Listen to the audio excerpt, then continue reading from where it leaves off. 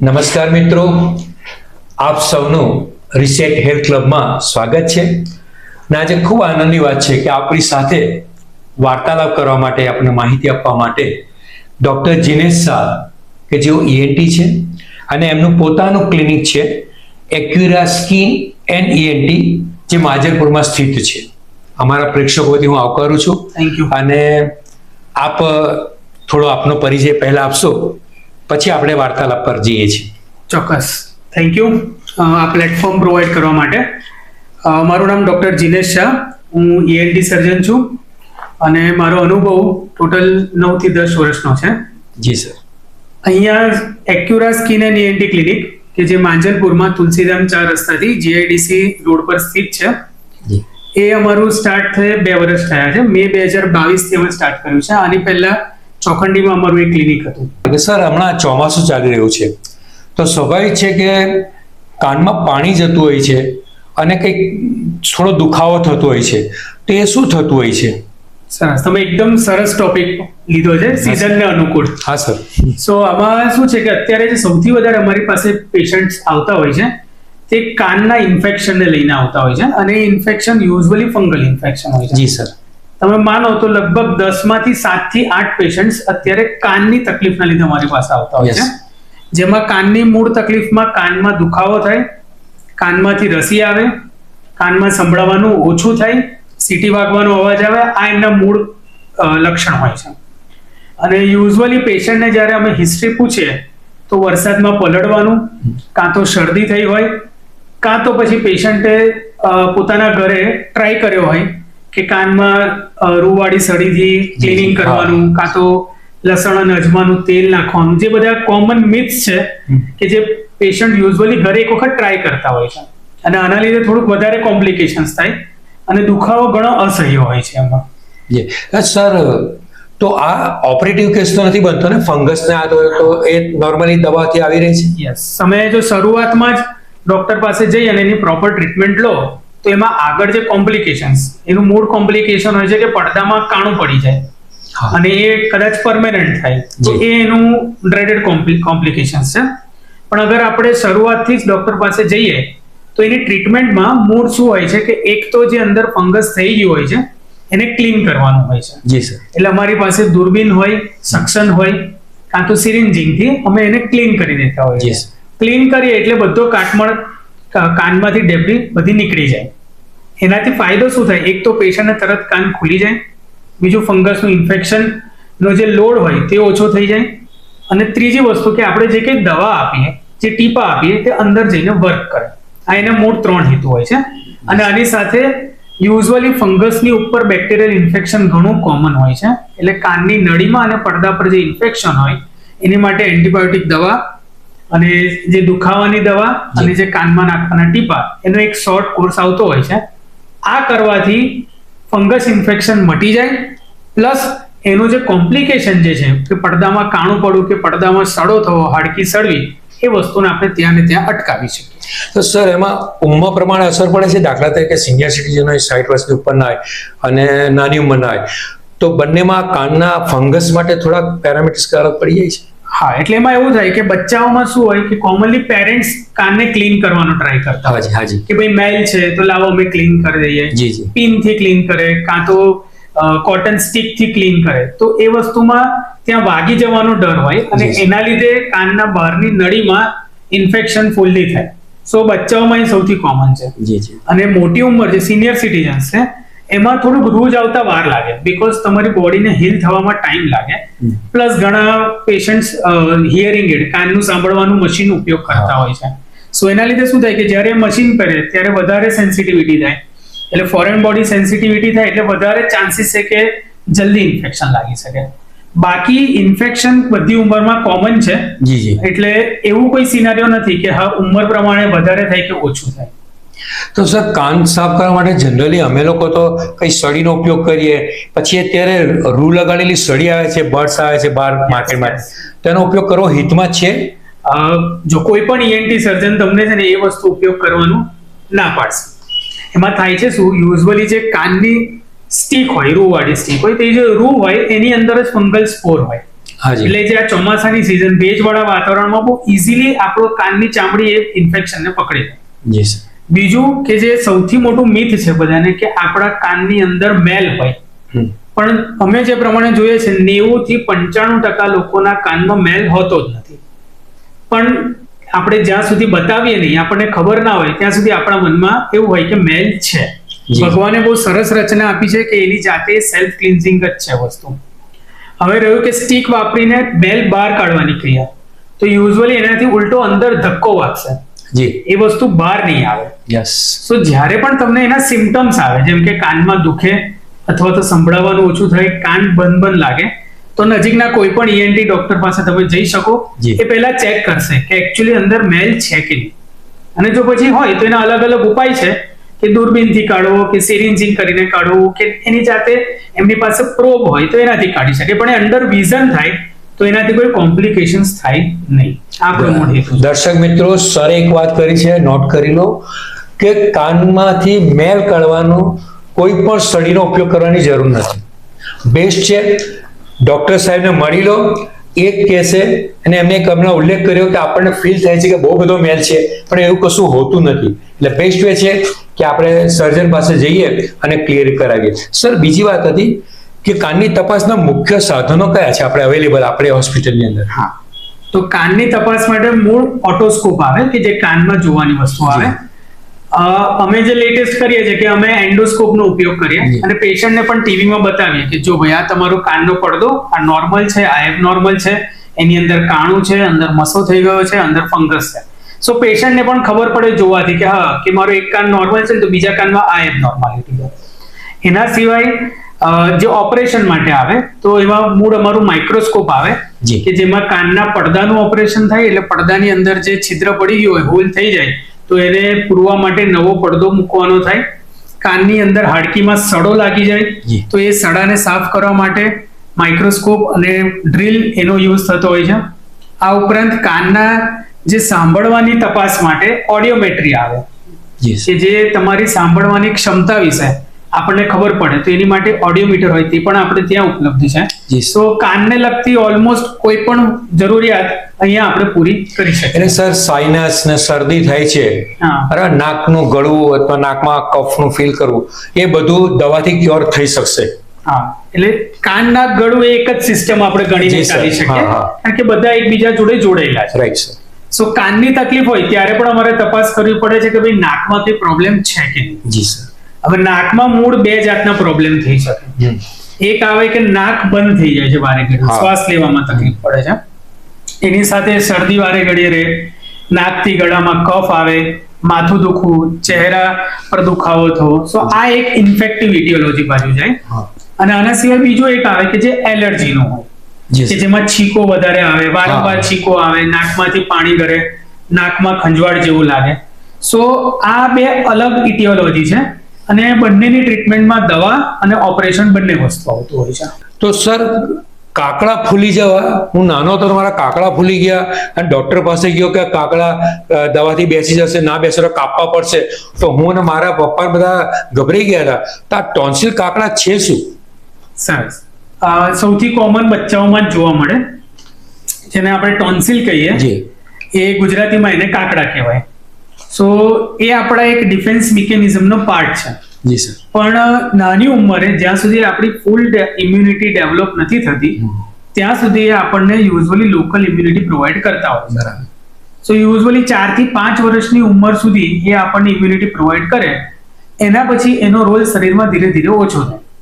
5 થી 8 વર્ષની ઉંમરે એ સૌથી પીક પર હોય કે જ્યારે વારે ઘડીએ એમાં ઇન્ફેક્શન થાય, કાકડા ફૂલી જાય, બચ્ચાઓને વારે ઘડીએ શરદી, ખાંસી, તાવ આવે, સ્કૂલમાં રજાઓ પડે, એમનું ભણવાનું બગડે, ડોક્ટર પાસે જઈને વારે ઘડીએ એન્ટીબાયોટિક દવા લેવી પડે. સો એને ક્રોનિક ટોન્સિલાઇટિસ કહેવાય. અને એની સાથે સાથે એક એડિનોઇડ્સ કરીને હોય કે જે નાકની પાછળના ટોન્સિલ આપણે કહી શકીએ. અચ્છા.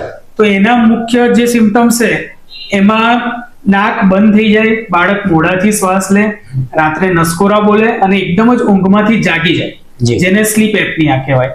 સો આ એડિનોઇડના સિમ્પટમ્સ છે. આમ જોવા તો એડિનોઇડ અને ટોન્સિલ એ ભાઈ બહેન જેવા છે, એક જ ફેમિલીના બે પાર્ટ છે. તો જ્યાં સુધી અમે એને દવા આપીએ, એન્ટીબાયોટિકની દવા આપીએ, વર્ષમાં 2-4 વાર ઇન્ફેક્શન થતું હોય તો એ વસ્તુ એનાથી બેસી જાય. પણ જો વારે ઘડી આ તકલીફ રહે તો એનું પછી ઓપરેશન કરવાનું થાય, જેમાં ગળામાંથી કાંકડા અને નાકની પાછળથી એડિનોઇડ્સ જે મસા છે તેને કાઢવા પડે. અને એડિનોઇડ્સ અને ટોન્સિલનું ઓપરેશન આપણે ત્યાં લેટેસ્ટ પદ્ધતિથી થાય છે, જેને કોબ્લેશન કહેવાય. જી સર. જેના મૂળ 3 ફાયદા છે. એક કે એમાં ઓપરેશન દરમિયાન અને ઓપરેશન પછી બાળકને પેન ઓછું થાય. બીજો કે જે મેઇન કન્સર્ન હોય છે કે બચ્ચાની ઉંમર નાની છે તો એમાં જે બ્લીડિંગના ચાન્સીસ હોય છે, લોહી વધારે વહી જવાના ચાન્સીસ હોય છે, તો એ ઓછા થઈ જાય છે. અને ત્રીજું કે એની રિકવરી ફાસ્ટ થાય છે. અને પ્લસ ટોટલ અમારો ઓપરેશનનો સમય પણ એનાથી ઓછો થઈ જાય છે. એટલે આપણે આપણી લેમેન ભાષામાં કહીએ તો જે લેઝર પદ્ધતિથી થાય છે, તો એની માટે જે મશીન આવે કોબ્લેશન વાળું, તે આપણે યુઝ કરતા હોઈએ છીએ કે જેનાથી ઓવરઓલ પેશન્ટને ફાયદો થતો હોય છે. પ્રેક્ષક મિત્રો, સર પાસે ખૂબ જ આધુનિક ટેકનોલોજીના સાધન સામગ્રી ધરાવે છે, એક ખૂબ મોટો પ્લસ પોઈન્ટ છે. સર, મારા બનેવી હતા તો ગત વર્ષમાં સ્વરપેટી અમે ધીરે ધીરે અવાજ ઓછો થઈ ગયો, એક વખત અવાજ બંધ થઈ ગયો, તો સ્વરપેટી કઈ ઓપરેટિવ કેસ કર્યો એ લોકોએ. તો એ સ્વરપેટીમાં શું થાય, ઓપરેટિવ કેસ સુધી જતી રહી વાત તો કઈ સમજાયું નહીં સર, પ્રકાશ પાડો. યુઝ્યુઅલી જેમને વધારે બોલવાનું આવતું હોય છે, વોકલ અબ્યુઝ કહીએ આપણે. તમે એક્ઝામ્પલ તરીકે ટીચર્સ લઈ શકો, સિંગર્સ લઈ શકો, ફેરિયાઓ લઈ શકો, કે જેમને વધારે વાર બોલવાનું હોય છે ને વધારે જોરથી બોલવાનું હોય છે. હા, ટીચરમાં પણ તમે જોશો તો યુઝ્યુઅલી જે પ્રાઇમરી સ્કૂલના ટીચર્સ હોય છે કે જેમાં એક ક્લાસમાં 30, 40, 50 બચ્ચા હોય અને બધા જ પોતાની વાત સાચી કરવા માટે કોશિશ કરતા હોય, ત્યારે એ જે ટીચરે શાંત રાખવા પડે બચ્ચાઓને, તો એમનો અવાજનો વધારે યુઝ થાય. ચોક્કસ. હવે એક લેવલ કરતા વધારે યુઝ થાય એટલે જે આપણી સ્વર પેટી હોય એની અંદર સ્વર તંતુ હોય, વોકલ કોર્ડ્સ હોય, અને એની પર જોર પડે એટલે ત્યાં નાના નાના મસા થવાની શરૂઆત થાય. એના લીધે ધીરે ધીરે ધીરે તમારો અવાજ બેસતો જાય, થોડું ખારાશ આવે અવાજમાં, તમે બોલો તો વચ્ચે વચ્ચે હવા છૂટે એટલે તમારા સ્પષ્ટ શબ્દો ના આવે. જી. તો આ પ્રોબ્લેમને અમે એક વખત દૂરબીનથી ચેક કરીએ, એને વિડિયો લેરિંગોસ્કોપી કહેવાય. એમાં પણ અમે ટીવીમાં જોઈએ અને પેશન્ટને પણ બતાવીએ. અને આના મૂળ 3 ઉપાય હોય છે. એક છે કે વોઇસ રેસ્ટ, અવાજને આરામ આપવાનો. બીજું હોય છે વોઇસ થેરાપી, એટલે પેશન્ટ શું ખોટું કરે છે એને કઈ રીતે સુધારી શકે. બ્રીથિંગ એક્સરસાઇઝ, ગળા માટે એક્સરસાઇઝ, એ એક વસ્તુ કરી શકીએ. અને અમારી અમુક મેડિસિન્સ આવતી હોય છે. એક લેવલથી વધારે આ પ્રોબ્લેમ વધે કે જ્યારે તમારો મસો છે કે જે નથી સુધરી રહ્યો, તો એમાં ઓપરેશન આવે. અને એ ઓપરેશન પણ દૂરબીનથી થાય, બહાર કોઈ કાપોચીરો ના આવે, ગળાની અંદર દૂરબીનથી ઓપરેશન થતું હોય છે. સો રેર કેસમાં ઓપરેશનની જરૂર પડતી હોય છે. અને જ્યારે અમને લાગે કે ના આમાં કેન્સર હોવાના પણ ચાન્સીસ છે, યુઝ્યુઅલી બીડી સિગરેટનું જેને વ્યસન હોય, તો એવા કેસમાં થોડુંક વધારે સતર્ક રહીને વધારે તપાસ કરાવીને એનું નિદાન કરીને આગળ વધવાની જરૂર પડે. સર, તમારી માહિતી ખૂબ અદ્ભુત છે. અમે બહાર પેપરોમાં થોડા વિડીયો જોઈને જે માહિતી અમને નથી મળી તે આજે માહિતી પ્રેક્ષક મિત્રો આપને મળી રહી છે, એ ખૂબ આનંદ. મારે કજીને એક બેબી છે, તો 2-3 વર્ષ પહેલા એના જીભ બતાવી, એને બોલવામાં તકલીફ હતી, તો ડોક્ટરે કંઈક જીભને થોડુંક કટ કરીને જીભને વધારે ખુલ્લી કરી, તો સર એ શું હતું? એને ટંગ ટાઈ કહેવાય. એટલે યુઝ્યુઅલી બાળક જન્મે ત્યારે જીભ નીચે એના ફ્લોર જોડે જોડાયેલી હોય, આપણા બધાની જોડાયેલી હોય, પણ એ જે પટ્ટો જોડાયેલો હોય એના લીધે શું થાય કે બાળકને જીભ બહાર કાઢવામાં તકલીફ પડે. અને એના લીધે એને બોલવામાં તોતડાપણું આવે, પ્લસ એને ખાવામાં ઘણી વખત સકિંગ, જ્યારે દૂધ પીવાની તકલીફ થઈ શકે આ વસ્તુમાં. સો નાની ઉંમરે ખબર પડે તો એને આપણે ઈલાજ કરી શકીએ. એમાં એક નાનું ઓપરેશન લેઝરથી અમે કરતા હોઈએ છીએ કે જીભ જ્યાં જોડેલી છે એને અમે ત્યાં થોડી કટ કરી દઈએ.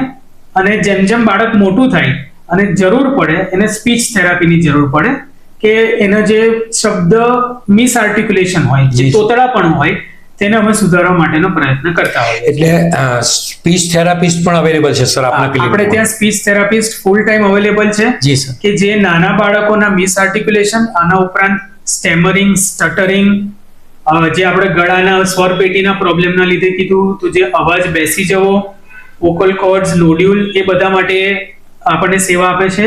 તેના ઉપરાંત જન્મજાત જે બાળકોમાં સેરિબ્રલ પાલ્સી અથવા તો કંઈ પણ દિવ્યાંગ બાળક હોય કે જેને બોલવામાં તકલીફ થતી હોય, તો એવા પેશન્ટ્સને પણ સ્પીચ થેરાપીની અમે ત્યાં વ્યવસ્થા કરીએ છીએ.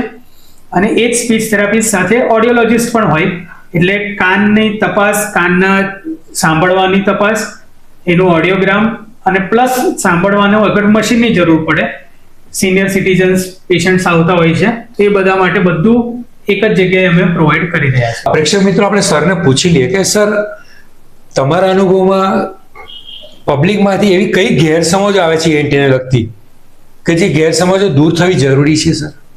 ઓકે, સો આપણે સબ્જેક્ટ વાઇઝ જઈએ તો કાનનું લઈએ તો જેમ મેં પહેલા પણ કીધું કે કાનની અંદર સાફ કરવા માટે જે સળી વાપરવી, અને એમાં પણ જે હજી થોડાક જૂના જમાનાના લોકો છે કે જેમની માન્યતા છે કે લસણ અને અજમાનું તેલ ગરમ કરીને કાનમાં નાખવું કે જેનાથી ઇન્ફેક્શન કે કાન દુખતો હોય તો એ મટી જાય. કદાચ દુખાવો મટી જાય પણ એ પડદાને ઘણું નુકસાન પહોંચાડી શકે. સો પહેલી વસ્તુ એ છે કે એ વસ્તુ આપણે ના યુઝ કરીએ. હાઇડ્રોજન પેરોક્સાઇડ પણ ઘણા પેશન્ટ યુઝ કરતા હોય છે કે જે આગળ જતા પડદાને અને સાંભળવાની ક્ષમતાને નુકસાન આપી શકે. બીજું છે કે જે મોઢામાં ચાંદા પડતા હોય છે. સો પેશન્ટ અમારી પાસે જે આવે છે તે મુખ્યત્વે એ જ વસ્તુ જાણવા આવે છે કે મને કેન્સર છે કે નહીં. સો બહુ ચોખ્ખી વસ્તુ છે કે દરેક ચાંદુ એ કેન્સર નથી હોતું. પડીકી ખાતા હોય, તમાકુ ખાતા હોય, સિગરેટ પીતા હોય, દારૂ પીતા હોય, એવા પેશન્ટ્સમાં કેન્સરના ચાંદા થવાની શક્યતાઓ વધારે હોય છે, પણ દરેક ચાંદુ કેન્સર હોતું નથી. ચાંદા હોવાના બીજા ઘણા કારણો હોય છે. ત્રીજું એક ગેરસમજ છે કે ચક્કર વિશે, કે પેશન્ટને જ્યારે ચક્કર આવે તો યુઝ્યુઅલી પેશન્ટને એવું લાગે કે હા મારું બીપી ઘટી ગયું હશે, મારું સુગર ઘટી ગયું હશે, તડકામાં જઈને આવે એટલે લૂ લાગતી હશે. પણ જે ENT ને લગતા, કાનને લગતા ચક્કર જે આવતા હોય છે તે બહુ ટિપિકલ હોય છે, કે જેમાં યુઝ્યુઅલી પેશન્ટને સડન ઓનસેટ એટલે એકદમ જ ચક્કર આવવાની શરૂઆત થાય, બધું ગોળ ગોળ ફરે, સાથે ઉલટી ઉપકા જેવું થઈ શકે, એમાં સાંભળવાને પણ તકલીફ થઈ શકે. સો એવા કિસ્સામાં ફિઝિશિયન ડોક્ટર અને ENT ડોક્ટર બંનેનું કન્સલ્ટેશન કરવું જોઈએ. સો આ થોડી કોમન ગેરસમજ છે. સર, કોઈ આ ENT ને લગતા કોઈ વિશિષ્ટ કિસ્સા બન્યા છે ઓપરેટિવ કેસમાં કે કંઈક એવું લાગે કે જવલે જ આ વસ્તુ બનતી હોય છે, એવું કંઈક સર આપના અનુભવમાં?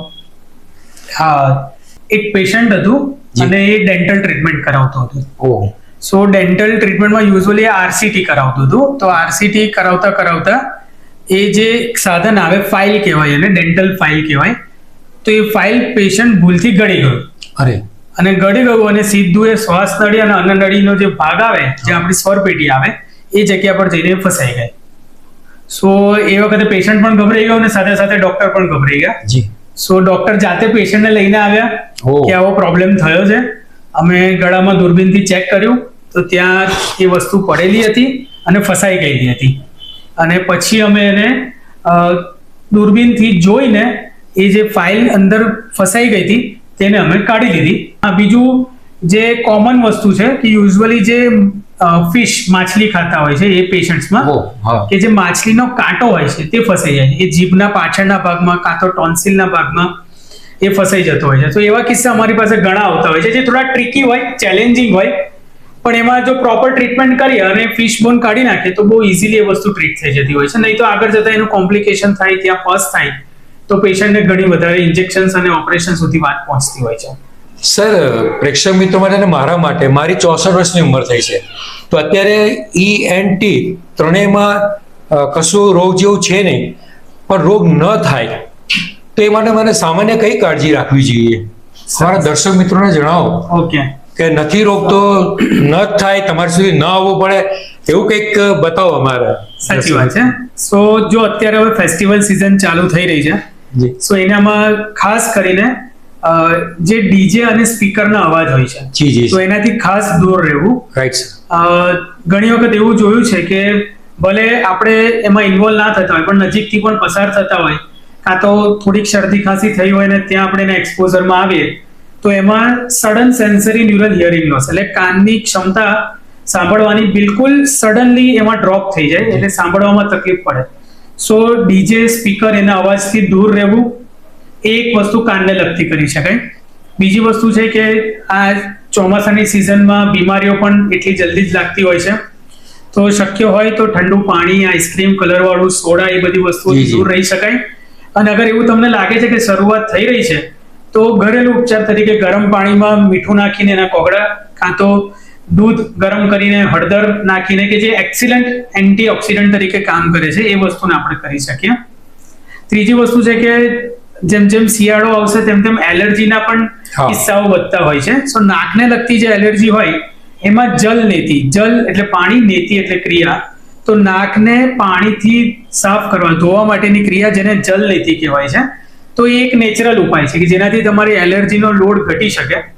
સો એ એક વસ્તુ કરી શકાય. એની માટે યુટ્યુબ પર ઘણા વિડીયોઝ અવેલેબલ હોય છે અને એ તમે કરી શકો છો. અને બીજું કાનને લગતું, કે જેમાં ઘણા પેશન્ટ્સને યુઝ્યુઅલી ડ્રાય સ્કિનનો બહુ કોમન પ્રોબ્લેમ હોય છે, કે જેમાં કઈ બીજી બીમારી ના હોય પણ ખંજવાળ આવતી હોય છે. સો એવા પેશન્ટ્સને અઠવાડિયામાં 1 કે 2 વાર સિમ્પલ આપણું કોપરેલ, કોકોનટ ઓઇલ, એ કાનમાં 1-2 ટીપા મૂકી શકાય. જી. સાફ સફાઈનું થોડુંક ધ્યાન રાખીને એ કરી શકાય. એમાં પણ જો અગર કદાચ એકદમ દુખાવો કે કંઈક ઉપડે તો તમે નજીકના ENT ડોક્ટરને બતાવી શકો. બાકી આ ઘરેલું ઉપચાર કાન નાક ગળા માટે સારી વસ્તુ છે, તો એનું તમે ધ્યાન રાખી શકો. સર, યુવાનો તો જાણીએ છીએ આપણે કે મોબાઈલનો ઉપયોગ કરે છે, ઇયરફોનનો ઉપયોગ કરે છે, અને હું પણ એમ કાનમાં સંગીત સાંભળું તો જરા જોરથી અવાજમાં સંગીતની ઓર મજા આવે છે. પ્રવચનો, સાધુ સંતો સાંભળીએ તો એની બી અસરો પડતી હશે ને? સાચી વાત છે. યુઝ્યુઅલી કોરોના પછી બધાનો જ મોબાઈલનો ઉપયોગ વધી ગયો છે. જી સર.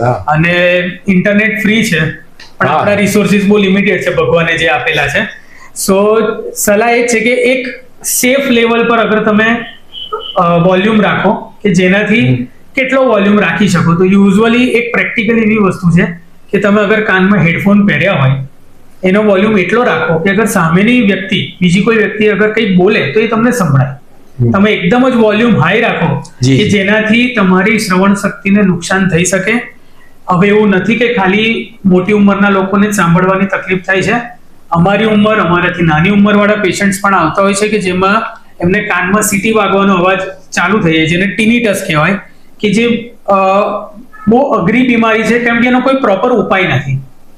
સો એના માટે ખાસ ધ્યાન રાખવું જોઈએ કે મોબાઈલનો ઉપયોગ કરી શકાય, પણ એક લિમિટેડ ટાઈમ અને એક લિમિટેડ લેવલ નોઇઝનું હોય એ પ્રમાણે કરવું જોઈએ. સર, આટલી બધી ચર્ચામાં એક બીજો વિષય નીકળી ગયો, તમારો થોડો વધારે સમય લઈશ, કે ઉંમર વધે તો કાનમાં સંભળાવવાનું ઓછું થતું જાય છે. તો મારો સિનિયર સિટીઝનો અમારું ગ્રુપ છે તે ઘણીવાર ચર્ચા કરે છે, અને પછી સામાન્ય માહિતી પ્રેસ આઉટ થાય છે, કઈ વિડીયો જોઈએ છે, મશીનરી આવે છે, કાનમાં મશીન નાખવાના વિવિધ. તો સર, આમાં શું છે આપની સલાહ? હા, કે યુઝ્યુઅલી જેમ જેમ ઉંમર થાય તેમ તેમ સાંભળવાની ક્ષમતા થોડી ઘટી શકે. હવે વારસાગત કોઈને જલ્દી આવે, અથવા તો કોઈ એવા વાતાવરણમાં વર્ક કરેલું હોય કે જ્યાં ફેક્ટરી હોય, કે જ્યાં મોટા અવાજ આવતા હોય, સો એવા કિસ્સાઓમાં સાંભળવાની ક્ષમતા જ્યારે ઘટતી હોય તો એનો એક ઓડિયોમેટ્રીનો ટેસ્ટ થાય, અને એમાં જો મોડરેટ ટુ મોડરેટલી સિવિયર, એટલે અમારી ભાષામાં એને એ રીતે કહીએ, અને લેમેન ભાષામાં કહીએ તો 50-60% અગર ઓછું સંભળાવવાનું સ્ટાર્ટ થઈ ગયું હોય, અને એમાં સાંભળવાની જે નસ હોય એના સેલ્સ ધીરે ધીરે વીક પડતા હોય, તો એવા કિસ્સામાં સાંભળવાનું મશીન લેવું પડતું હોય. સાંભળવાનું મશીન લેવાથી એક તો સંભળાય ક્લિયર, અને બીજું કે જે એની આગળ વધવાની સ્પીડ છે, સાંભળવાની ક્ષમતા ઓછી થવાની, તો એને આપણે થોડા ઘણા અંશે કંટ્રોલ કરી શકીએ. આમ તો એ ઓનગોઈંગ પ્રોસેસ છે, પણ થોડું ઘણું એને આપણે કંટ્રોલ કરી શકીએ. સો સાંભળવાના મશીન આવતા હોય છે, એમાં કાનની પાછળ પહેરાય, કાનની અંદર હોય, ચાર્જિંગ વાળા હોય, બ્લુટૂથ મોબાઈલ કનેક્ટિવિટી વાળા હોય, એવા ઘણા અલગ અલગ જાતના મશીન્સ આવતા હોય છે. અને એ પણ બધી વ્યવસ્થા આપણે ત્યાં છે. એ મશીન લીધા પછી એની સર્વિસ, એના જે સેલ્સ હોય છે, કે એના જે કંઈક જે પણ લાગતી વળગતી વસ્તુઓ છે એ બધી આપણે અહીંયા ઉપલબ્ધ કરાવતા હોય. પ્રેક્ષક મિત્રો, હવે કશું રહે છે, ENT માટે સરે એટલી સુંદર આપણે માહિતી આપી છે. સર, અમારા પ્રેક્ષકો વચ્ચે આપનો ખૂબ ખૂબ આભાર માનીએ છીએ. Thank you. અને ફરી પણ આવા અવેરનેસ પ્રોગ્રામમાં મેં આપને આવકારીશું, તો આપનું નોલેજ જે શેર કરીશું તો ખૂબ મોટી સેવા ગણાશે. સર, આપે બહુ ખૂબ કિંમતી સમય આપી અમારી સેવાઓ, તમારી સેવાઓ બંનેનું મિક્સ કરીને પ્રેક્ષકોને ખૂબ લાભ મળ્યો છે આજે, અને ભવિષ્યમાં પણ આપણે સર સાથે વાતો કરીશું. અને તમારા કોઈ પ્રશ્નો હોય તો સીધા અમને આપો, આપણે સર સાથે વાત કરીને ફરી પાછા એક નવા વિડીયો રૂપે આપને મળીશું. Thank you. પ્રેક્ષક મિત્રોનો પણ આભાર.